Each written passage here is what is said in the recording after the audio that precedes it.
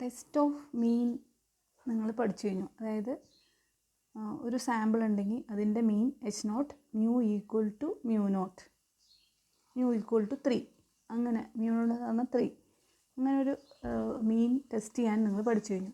ഇനി 2 സാമ്പിൾ ഉണ്ടെന്ന് വരിക്കുക. First sample is denoted by x1 x2 etc. xn and second sample is y1 y2 etc. yn.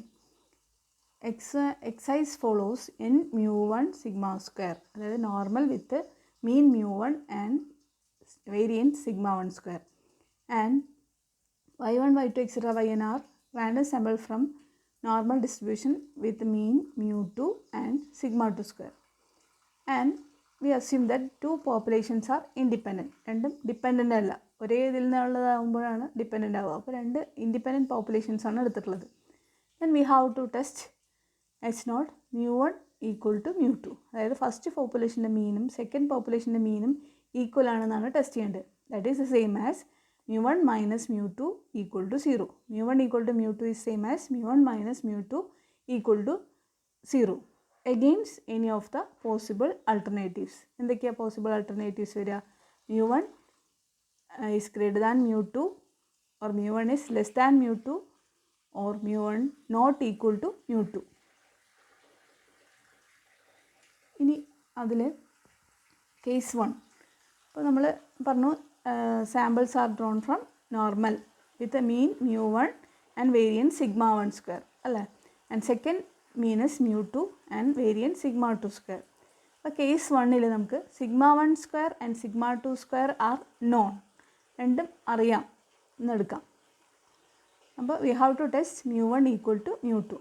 in this case by central limit theorem we know that x bar minus y bar follows normal with mu1 minus mu2, sigma 1 square by n1 plus sigma 2 square by n2. ഇതെങ്ങനെയാണ് നമ്മൾ തിരിച്ചറിയുന്നത്? അതായത് X bar follows normal with N mu1 sigma 1 square by n അല്ലേ, അത് നിങ്ങൾക്കറിയാം. Sample mean follows normal with mu1 and n mu sigma square by n അല്ലേ. Sample mean follows normal with mu and sigma square by n നിങ്ങൾ കഴിഞ്ഞ sampling ഡിസ്ട്രിബ്യൂഷനിൽ പഠിച്ചു.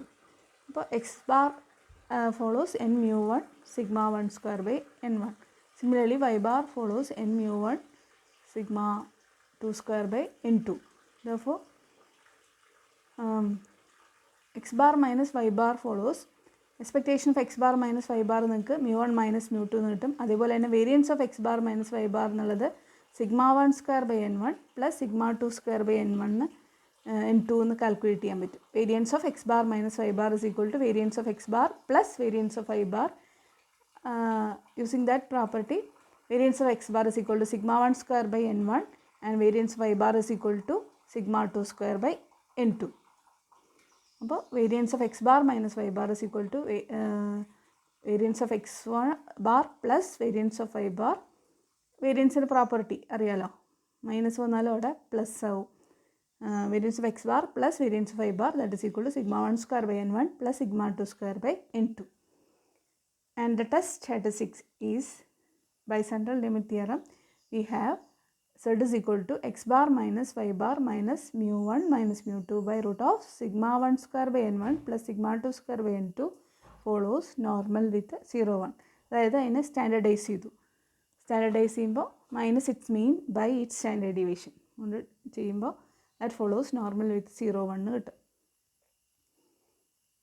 അപ്പോൾ നമുക്ക് mu1 equal to mu2 H0 mu1 equal to mu2 test ചെയ്യാനായിട്ട് here the cases sigma 1 square and sigma 2 square are known.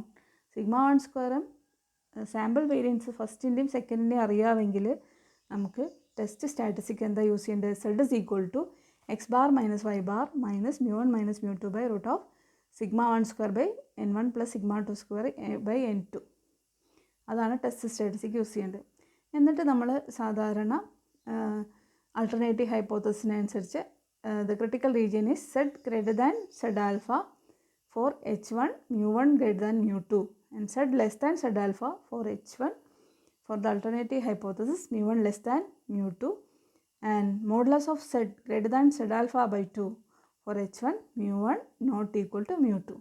അതായത് മറ്റേ single മീൻ ടെസ്റ്റിലുള്ള പോലെ തന്നെയാണ് ക്രിട്ടിക്കൽ റീജിയൻസ് വരുന്നത്. ഏതാണ് ആൾട്ടർനേറ്റീവ് ഹൈപ്പോത്തസിസ് അനുസരിച്ച് if μ1 is greater than μ2 then the critical region is z greater than z alpha. ഏതാണ് μ1 ഏതാണ് μ2 എന്ന് ഐഡൻറ്റിഫൈ ചെയ്യണം, അത്രേ ഉള്ളൂ. അതേപോലെ തന്നെ ഇപ്പോൾ നമ്മൾ σ1² σ2² നോൺ ആയിട്ടുള്ള കേസാണ് പറഞ്ഞത്. ഇനി σ1² ആൻഡ് σ2² അൺനോൺ എന്നുള്ള കേസ് അടുത്ത വീഡിയോയിൽ ഡിസ്കസ് ചെയ്യാം.